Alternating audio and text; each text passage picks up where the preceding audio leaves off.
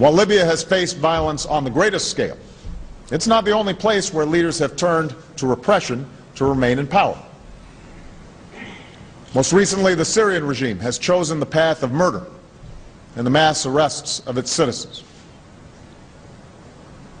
The United States has condemned these actions, and working with the international community, we have stepped up our sanctions on the Syrian regime, including sanctions announced yesterday on President Assad and those around him. The Syrian people have shown their courage in demanding a transition to democracy.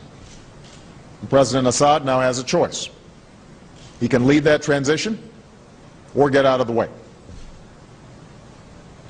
The Syrian government must stop shooting demonstrators and allow peaceful protests. They must release political prisoners and stop unjust arrests. They must allow human rights monitors to have access to cities like Daraa and start a serious dialogue to advance a democratic transition.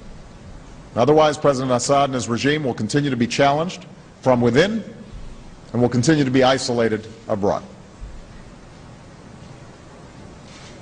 So far, Syria has followed its Iranian ally, seeking assistance from Tehran in the tactics of suppression.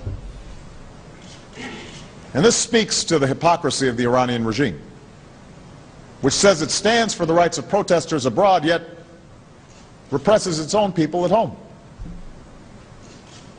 Let's remember that the first peaceful protests in the region were in the streets of Tehran, where the government brutalized women and men and threw innocent people into jail. We still hear the chants echo from the rooftops of Tehran. The image of a young woman dying in the streets is still seared in our memory. And we will continue to insist that the Iranian people deserve their universal rights and a government that does not smother their aspirations.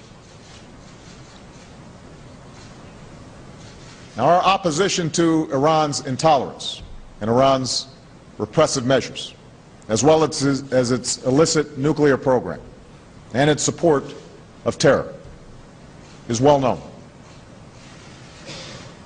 But if America is to be credible, we must acknowledge that at times our friends in the region have not all reacted to the demands for consistent change